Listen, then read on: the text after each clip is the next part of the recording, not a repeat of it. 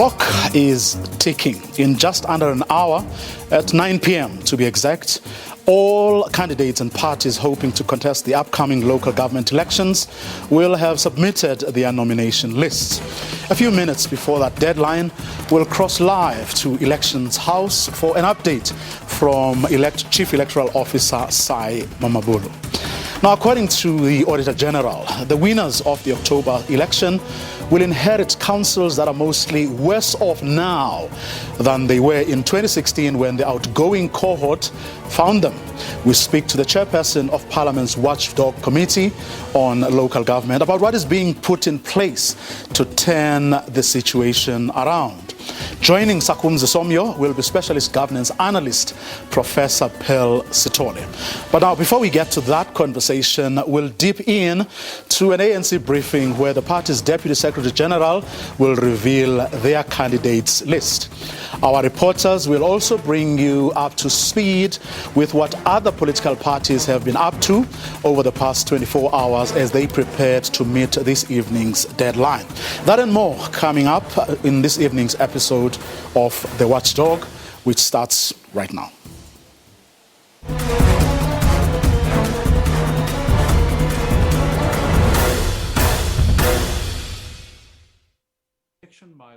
In the absence of a decision from the Constitutional Court, the IEC and all those involved in the local government elections must use the 27th of October as the date when polls will take place.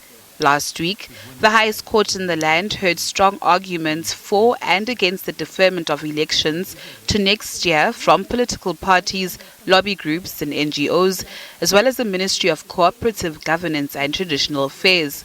The deadline for submissions of candidate nomination lists and deposits has been extended by 4 hours. The bigger question for us today is whether the Concord, having had argument on Friday, will necessarily see the case in the same manner we do and grant us a deferment so as to allow political parties enough opportunity to finalize their list of candidates, to give every South African who may not be registered an opportunity to register by way of a registration weekend.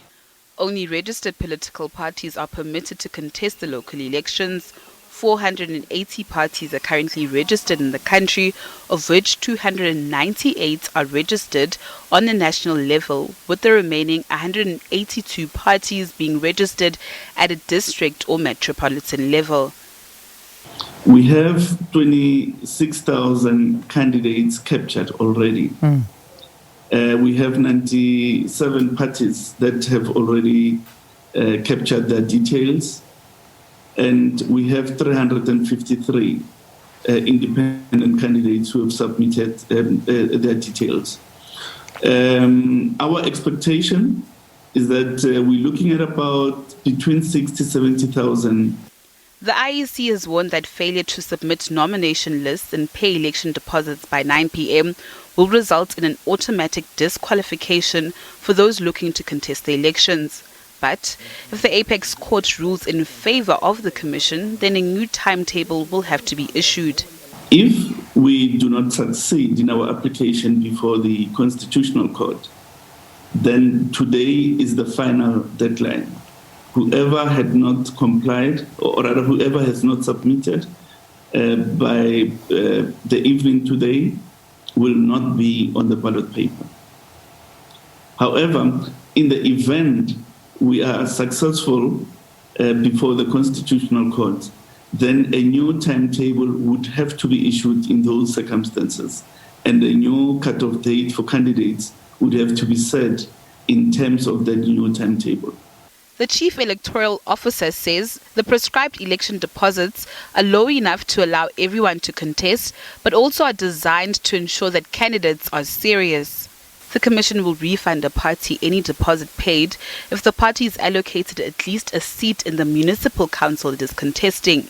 Similarly, an independent candidate who receives at least 10% of the total number of votes cast in the ward election will have the deposit refunded. The Electoral Commission has until Friday, the 27th of August, to notify political parties and independent candidates of any non-compliance in respect of outstanding documents, and until the 31st of August to red flag candidates appearing on the multiple party lists.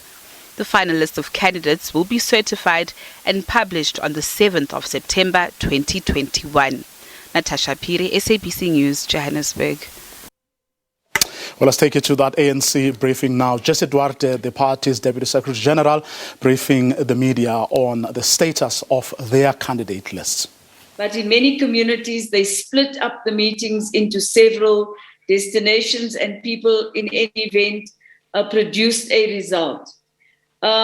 We have to indicate that our list has a 50% gender representativity, the entire list itself, and a youth representation of 25%. However, much of it resides in the PR component of the list. Sadly, we must indicate that the popular vote did not produce many women ward candidates, and it is really an unfortunate truth and a reality that we need to share with our own constituency and with the public. What did emerge was quite a strong skills perspective of people with high skills values, and also quite a number of people who had post-matric qualifications. The people we were looking for through the process that we undertook, which was led by an elections committee, which was chaired by former President Kgalema Motlanthe, and a very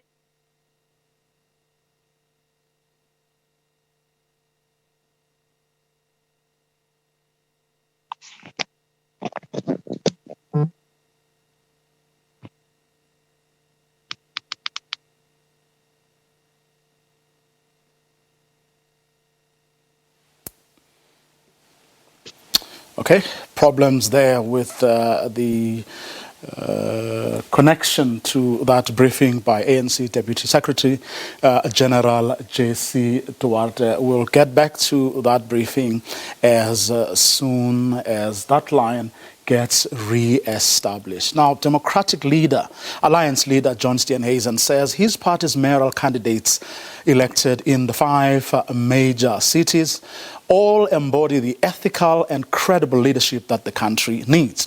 Steenhuisen was addressing the media during the announcement of the DA's mayoral candidates this afternoon. He says although the DA is open to forming coalitions with any party that aligns with its values, an outright majority is an ultimate goal. DA mayoral candidate in the Nelson Mandela Metro, Ngababanga, says under his leadership, the Metro will have good governance and will be corruption-free. We'll get to that package in a moment. Let's now go back to that ANC briefing. It's very unstable, and I think I might have missed quite a bit, quite a bit of what I've said may have been missed, for which I apologize to the most profusely. I can take questions. Okay, thank you very much, DSG. May I now invite members of the media to pose their questions. Members of the media are also welcomed to write their questions on the chat board, which we will read out to the DSG for ease. On participants, I don't see any hand. Members of the media, are there any questions coming from the media on the presentation that the DSG has just made as it relates to the submission of our councillor candidate list? May I now invite questions from members of the media? I see there's a hand from Natasha. Do we have any other hand? While members are still constructing their own questions, may I ask Natasha to go ahead and ask a question? Natasha from the SABC, please. Thank you, Mr. Mawe. It's Natasha Puri here from SABC News. Ms. Duarte, I just wanted to find out, so has the ANC actually submitted all their names in due time? And furthermore, I'm not so sure if you're aware that some ANC members actually staged a mini picket outside the offices of the IEC late in the afternoon. I was just wondering if you know what their point of contention was. Thank you. Okay, Lizega, Thank can you also come? Yes, Natal. Okay, yes, DSG, we have another hand from Lizega. And we've got that. DSG, we've got Ntando after Lizega.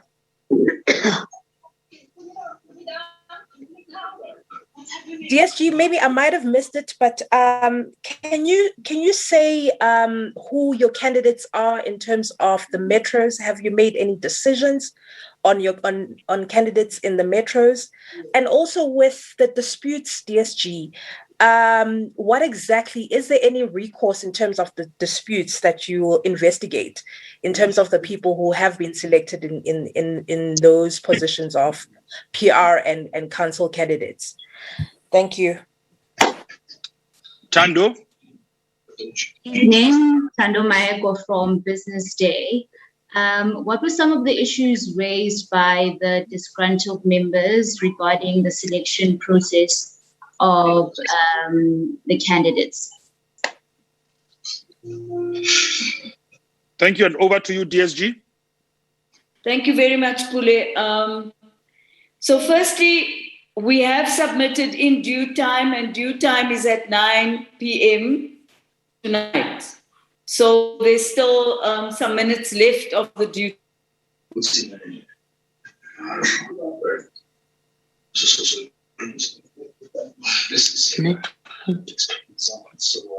Can we please allow the DSG to answer?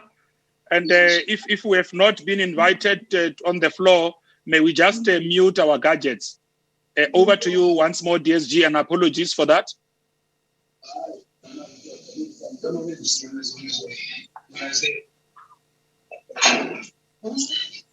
DSG?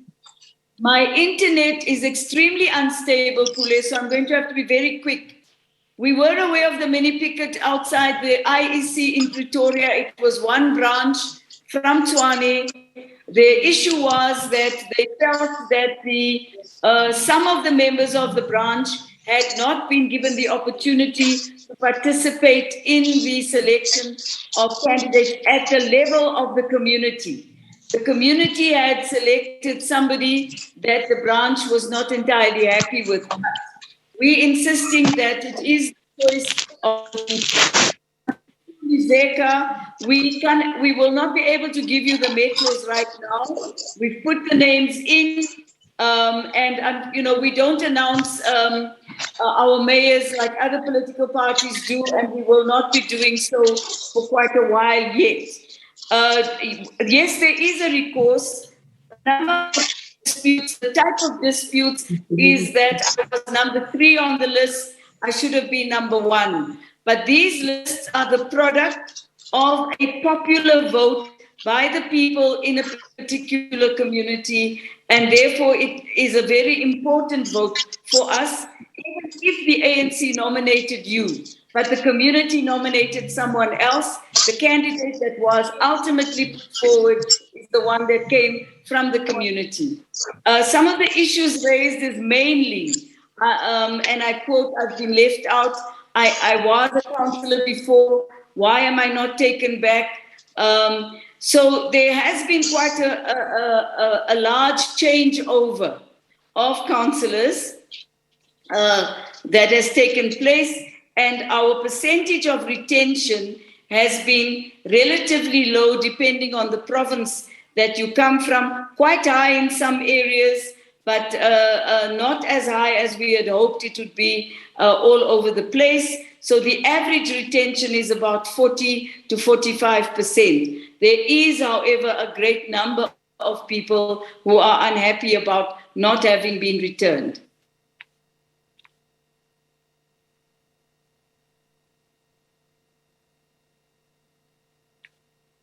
Sorry, Pule, I don't hear you.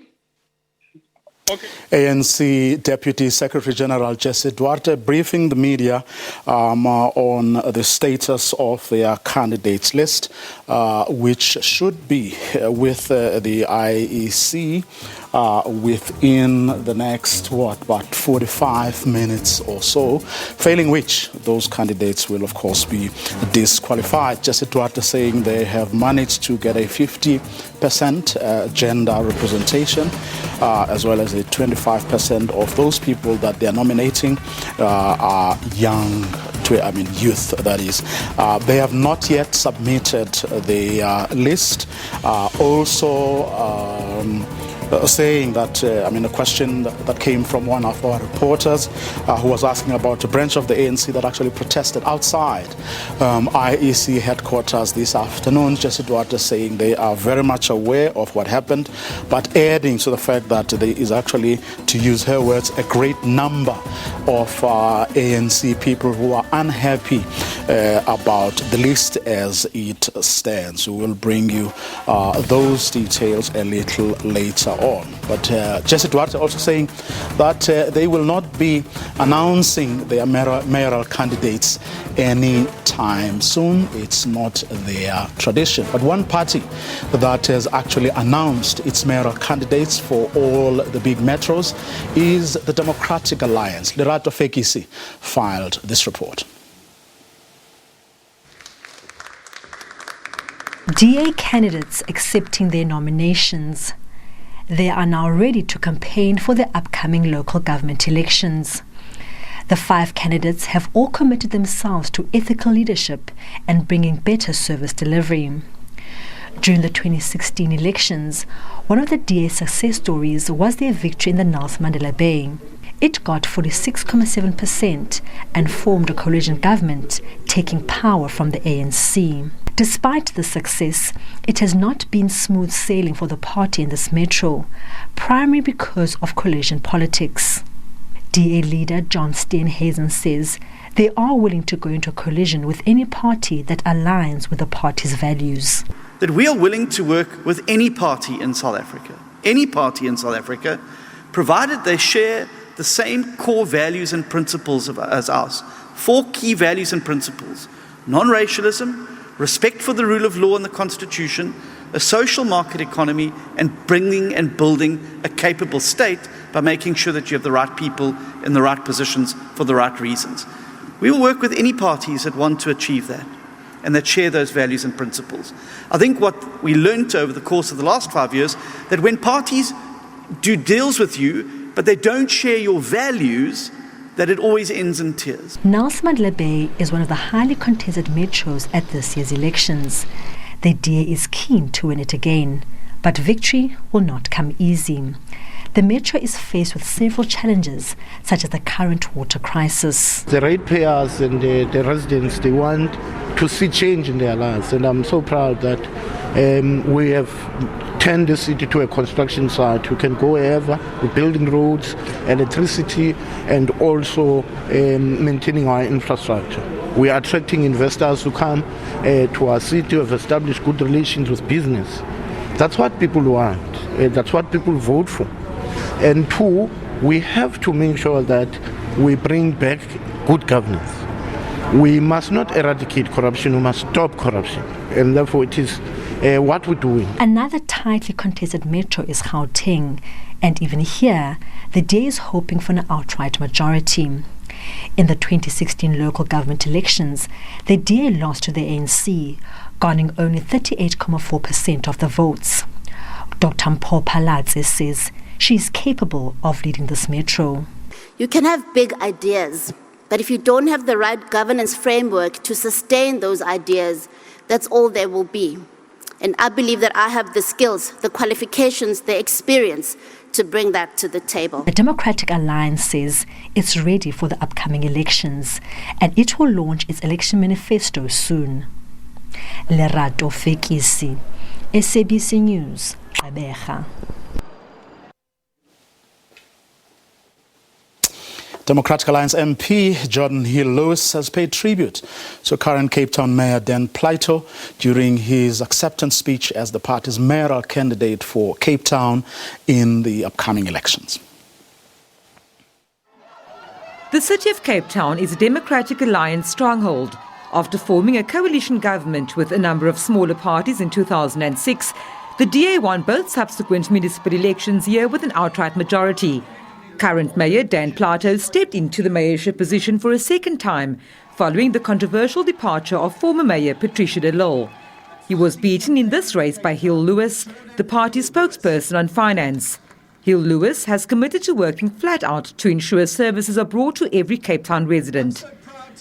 Mayor Dan Plato has not only been a worthy opponent and a leader who will long be remembered for the courage he displayed in guiding Cape Town through some of its most difficult and stormiest times in recent history, but he is also an exemplary Democrat in the finest sense of the word, a colleague and a friend.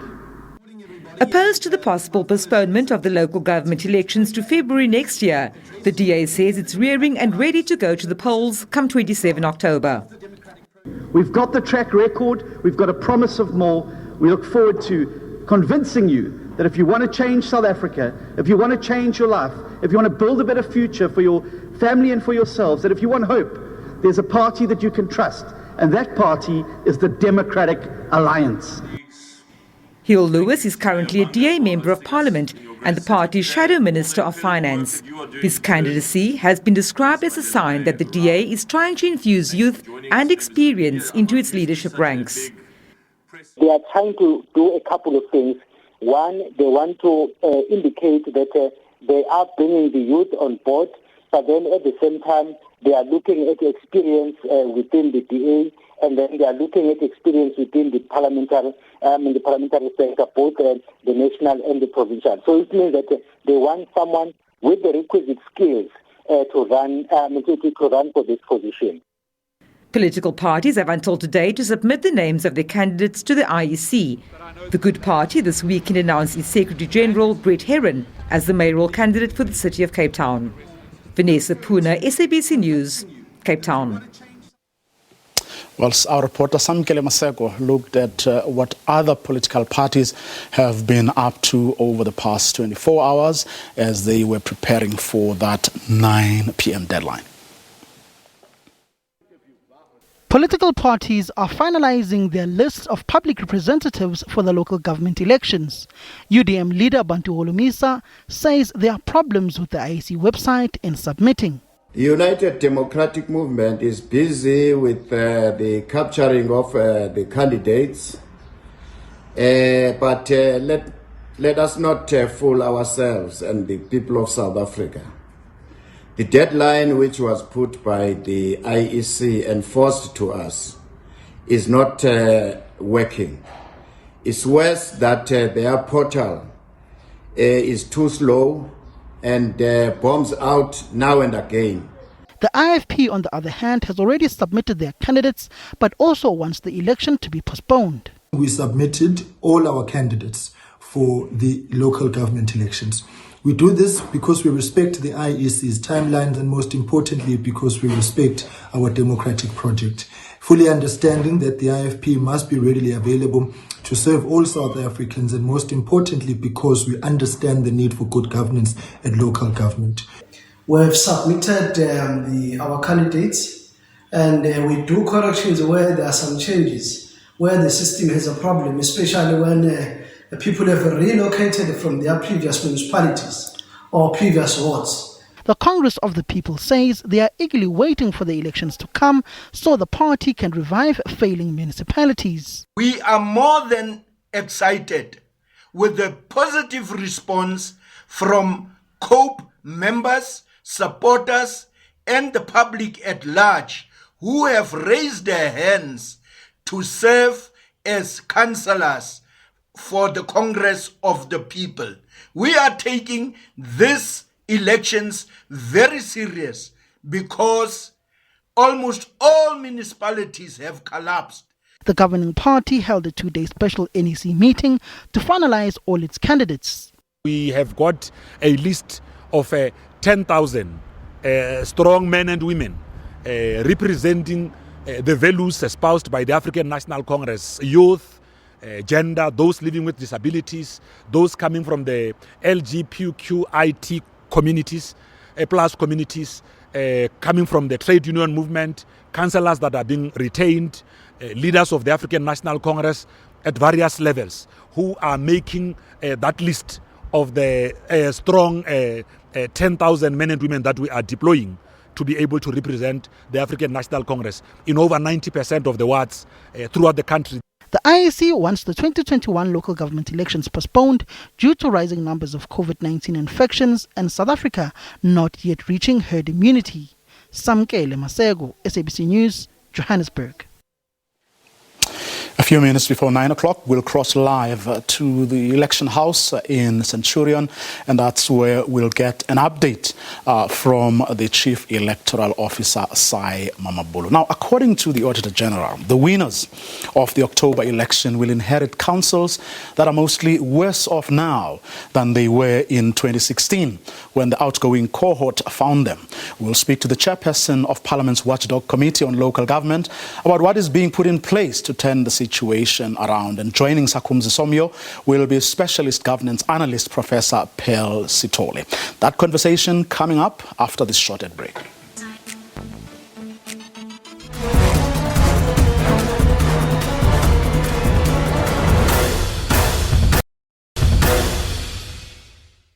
Welcome back, and thanks for staying with us. We are now joined by the chairman of Parliament's Watchdog Committee on Local Government, Sakumzi Somyo, and specialist governance analyst, Professor Pearl Sithole. Good evening to both of you, and thank you so much for coming through. I'm going to play a clip from the interview we had here on the program when the Auditor General announced the outcomes of her last audit. Tsakane Maluleke talking about some of the problems that they have found, the things that are happening in local government. Take a listen. What we're finding is that indeed it's a question of skills. It's not a question of vacancies. It's rather a question of skills and discipline. The discipline of managing records monthly, quarterly, on a half-yearly basis and an annual basis. Because the real issue is not so much about the stuff that's complex. It's about the notion that you can't operate out of a bank account and not maintain records of what it is you're spending public funds on. The MFMA is very clear. It places on the accounting officer, that's the municipal manager, a key responsibility to ensure that they maintain full records, credible records that are going to support whatever financial information they put to us at the end of the year. And what we're raising is that all too often, the records that should support what financial information is being submitted, those records are not there. And that's why we've issued disclaimer audit opinions year on year. And in this year, we've taken the matter forward. We've actually issued notifications of material irregularities on those municipal managers who year on year fail to provide us with records that demonstrate how they've spent public funds. So that's us implementing the new powers that have been given to us to help enforce accountability in the public sector. Mr. Somyo, the Auditor General saying she's going to use her newly acquired powers to really crack the whip. From your side as the legislature, what will you be doing? Because we can't afford a situation where the situation, deteriorates further. Because according to her observations, the current cohort is leaving the local government sphere worse off than it was when they took over in 2016. Well, thank you very much, Vuyo, and good evening to your viewers, and good evening to you, Prof. Yes, indeed, the AG has highlighted a very frightening side of the current standing of local government, mainly on the areas of accountability, and secondly, in relation to the skills that are supposed to be a benefit of a more stable governance at the local level. And as a parliamentary committee, we have started to venture into a critical partnership with a number of other standing committees or portfolio committees in a sense of ensuring that we deepen that sense of accountability. For example, there is no way that a municipality would be somewhat adjudged by the AG that they have somewhat sailed closer into wasteful and unauthorized expenditure in a number of years. And unfailingly, they would somewhat present a picture which is unacceptable on their own financial controls.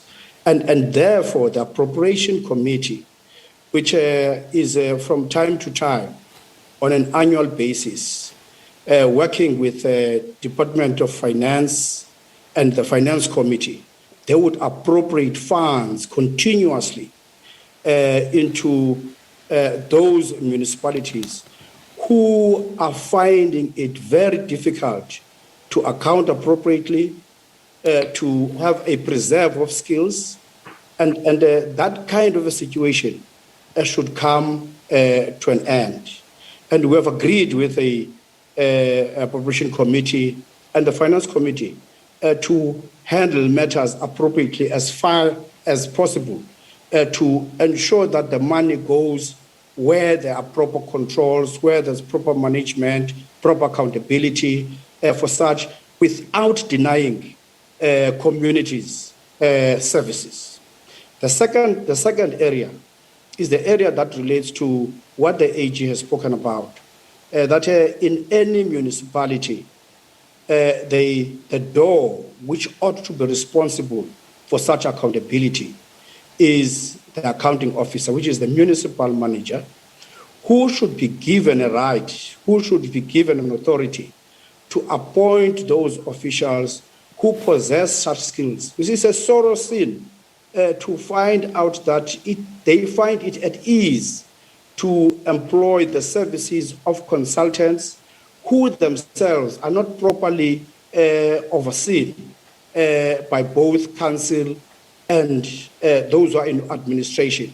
And therefore you spend money which is going to give less of value in terms of the financials which you want to present for the audit in the first instance, and secondly, which are going to fall very short to guarantee the actual sustenance in terms of financial controls of that municipality. So as a parliamentary committee, working together with others, we are going to somewhat oil that machine to ensure maximum accountability in terms of relevant committees of municipalities who are charged with that responsibility. That's why you'll find out that a COCTA committee of Parliament has finalized and driven through the parliamentary processes, the adoption and finalization of giving municipal accounts committees some requisite powers and some side of their recognition so that they should perform whatever is possible to ensure that those who are in the processes of doing business at the municipal level, their own administration, in the main, they remain so accountable. Okay. Prof. Stole, I mean, from where you sit as an outsider looking in, where do you think lie the main problems? Good evening, Vuyo, Chairperson, and the viewers. It is very disappointing, I must say, after so many cycles of local government, that we are still listening to both the ritual of what the political parties are talking about when they talk about struggling with representativity. They are still talking about post-matric qualifications and all of these things that they often speak about just before the election. On the one side, the public administration functionaries that are watchdogs over local government are also just talking about how they coordinate amongst themselves and tally responsibilities and rationalize responsibilities amongst themselves. And in all of that, there is a clear admission that both in terms of technical skills, such as what the AG was articulating, as well as the satisfaction to the communities in terms of delivery of services, as well as designing development, we are actually not satisfied as a country. In fact, we are worse off in terms of problems. What is really missing, given the many cycles of this, is really to find out where the problem lies. As in, like, you cannot come to the voter, the citizen, and market representativity, and not talk about whether there has been spaces to talk about what is going wrong and why the previous administrations have missed opportunities. Vuyo, on maintenance, there are issues. On social issues, and as in social development, the worsening issues on society, there are issues. On economic growth, local economic development, there are issues. When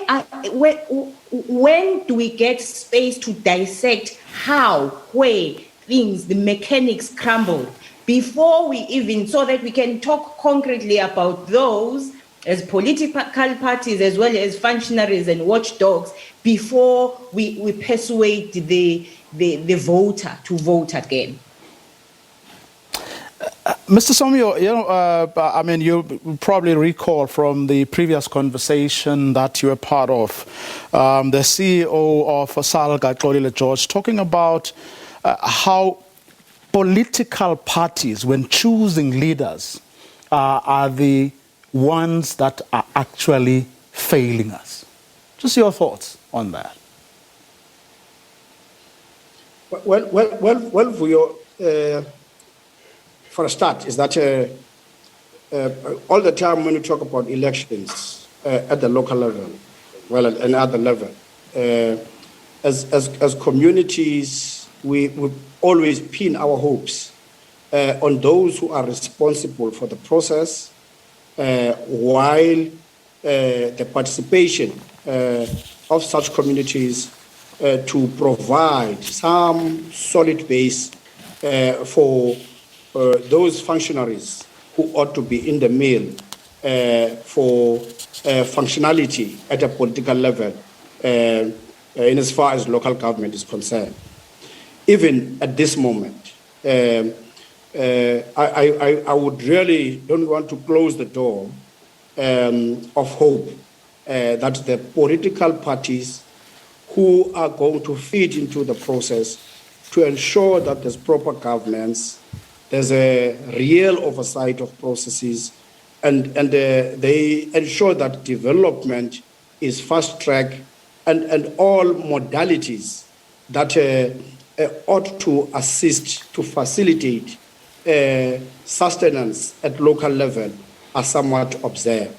That starts with what I would appreciate, as cited in the first instance, by presenting credible a list of those who are going to be sold as representatives of our own communities in the first instance, because they are supposed to be a product of that engagement. So there should be ownership by society of such, and put into them a solid base of possessing required skills to be able to analyze all what gets into the real functional effort at a municipal level. Secondly, there's something which you must not miss, that even the constitution of the country solidify the factor of a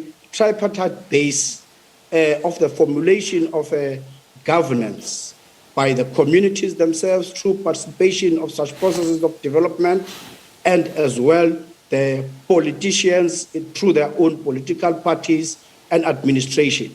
So the respect must be shown in those three elements, which solidly should actively be able to assert a basic authority and a sound value system for a good performance at local level. What we lose out in a number of instances, communities must know they're not finished when they vote for those that they put in power. And they must be within such vehicles which seek to assert the value system which the communities sought to drive their own development and sustain it over time. So another failing instance is that those who are in administration at times are so interfered with. Others live in fear. They even are failing to take good decisions because they get their influence from somewhere else, something which makes them not to account appropriately. And therefore, there must be some sort of respect for the fact that those who administer must administer the processes of local government. Those who are in the politics and governments must ensure that the sound governments, such that our own communities, their own safety, their own economy is somewhat looked after and grow quite appropriately. So that space which must be given in between those who are involved in local government must be sustained quite appropriately and must be opened up to allow those. And that will be supported by skills and capacity. That's why I'm happy when the organizations emphasize the point of skills, because those who receive reports of municipalities must be able to scrutinize, analyze, influence, and leave it into those who ought to implement the various aspects of development. And if we do that, our sensible hopes will be somewhat fulfilled by this process. What I'm afraid of, and what should probably avoid, is to leave it purely to political parties after these processes. Our own communities dwindle up to dysfunctionality. They must remain organized properly with wide open ears and eyes to ensure that this is their own development. They must own it, must be part of it, they must drive it for it to succeed. And therefore, they must be part of the processes of development at the local level. Prof, lastly from you, the role of watchdog bodies like the one Mr. Somyo is heading, should they be perhaps a lot more tougher than they are currently? I think the watchdogs do have scope to be tougher because there is clearly elements of wrongdoing, elements of influencing incorrectly, such as what Mr. Somyo is talking about. But also there is a need to look very carefully at spaces of coordination between the watchdogs, but between the various spheres of government. I know that we've emphasized for so long the issue of independence of each sphere of governance. But actually these spheres of governance have different packages that they bring to the life of a South African. And there is no way that those packages can be delivered without the coordination that is necessary. So if you ask DPME and COGTA in terms of what it is that they bring into the picture of making all spheres of government work, what is it that is brought in by SALGA and what is it that is brought by parliamentarian bodies? And why it is that we are not, even watchdogs by themselves, they come in, they scrutinize, they give the verdict, and then they go from the perspective of their lens. But there is coordination that needs to happen to identify how is it possible that the bucket system is not eliminated. What is it that has stalled certain things such that because it implied land, which is sitting, the resolution of which is sitting at national level with some department there, who needed to coordinate with that department? Because it's not only about people not having the will at local government level. It is that there are many things that need to be brought together in a space in order for this to be able to happen. That is why some of us were a little bit excited when the president spoke about the district development model. We thought that it might actually make everyone coordinate. But it's not really happening. And some of the watchdogs themselves are too aloof and too judgmental, and then they go away from the space without telling us, for example, at the end of that report by the AG, to say, actually, SALGA and COGTA have been brought to the table to understand what the issues are and how to resolve them moving forward. Okay.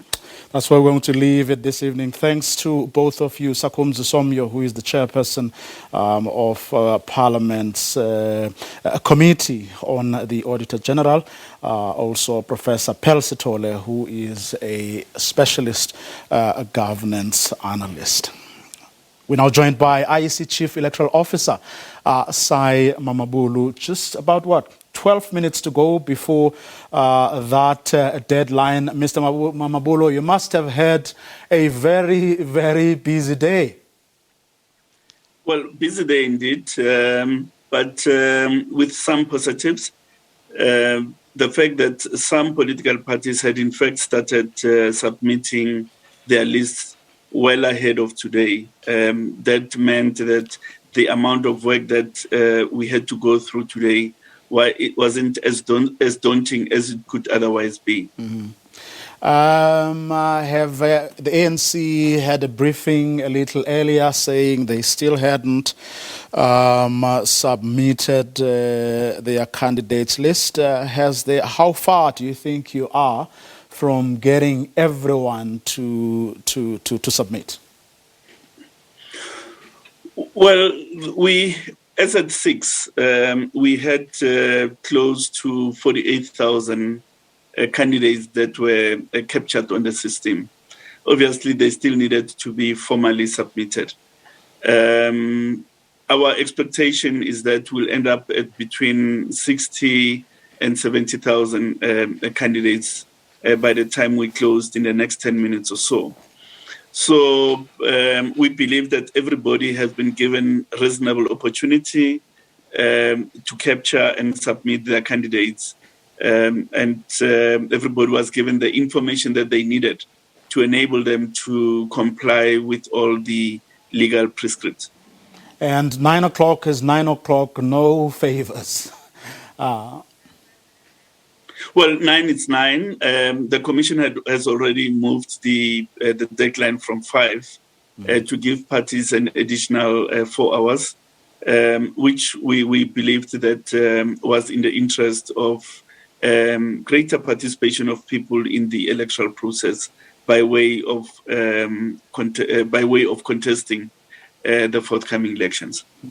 We heard earlier in one of the packages put together by our reporters, one leader, the UDM's president, Bantu Olomisa, complaining about systems being slow.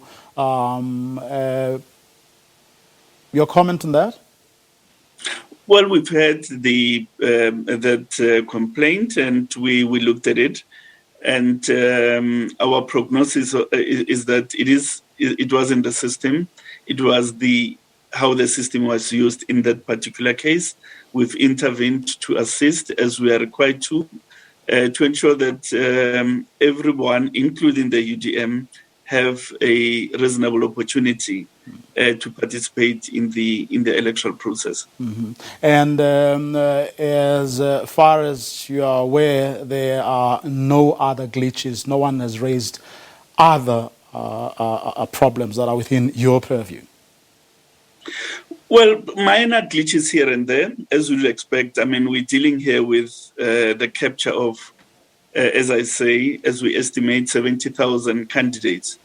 So there will be glitches of a minor nature here and there, but nothing that is beyond our capacity to resolve. Very briefly, going forward, the milestones we should look forward to. What needs to happen next? On Friday, the 27th, we will notify political parties about their candidates who may not be compliant, and parties have until the 30th Monday to correct such non-compliance. And on the 31st, we will issue to parties notices indicating candidates who may have been nominated by more than one party. It does happen that you find a candidate is nominated by Party A and Party B. So the law demands that the Chief Electoral Officer notifies both parties and gives them an opportunity to either remove that candidate and reorder the list. So that will happen on the 31st. And once that is resolved, on the 7th, we'll certify the final list of candidates. And at that point, we should then be in a position to begin the ballot production process. Of course, and there's still the big question of whether these elections will be held in October or next year, currently at the hands of the Constitutional Court. We are indeed in the hands of the court. We believe that we have placed before the court last Friday a cogent case for an interpretation that balances three constitutional imperatives: regular elections, free and fair elections, but safe, preserving the right to life, bodily and psychological integrity of the voters. So we do hope that when the court looks at the issue, they give an interpretation as to how on this occasion, one occasion in a century, where there are tensions between those imperatives, to give us an interpretation that helps the country to move forward insofar as local democracy is concerned. And in the event the Constitutional Court doesn't rule in your favor, you stand ready to run an election come October? Yes, indeed. In the event we do not succeed in the application before the Concord, we are proceeding to implement the electoral program, and we will deliver an election on the 27th, i.e. meaning there will be voting stations, there will be ballot papers, there will all be the logistical requirements, staff would have been trained. So the technical preparation of an election would have been fulfilled, and that will give us an election. The issues that are really in contention relate to political processes as well as the climate in which the election happened. And those are matters, are aspects that have been affected to a large extent by the pandemic, and which is why we have approached the court, because at the moment they appear to be insurmountable insofar as a free and fair election is concerned. Mr. Simon Mawolo, thanks very much for your time this evening. He is the Chief Electoral Officer. And that's all we had for you this evening. To join us again tomorrow evening, 8 o'clock sharp. Have a good night.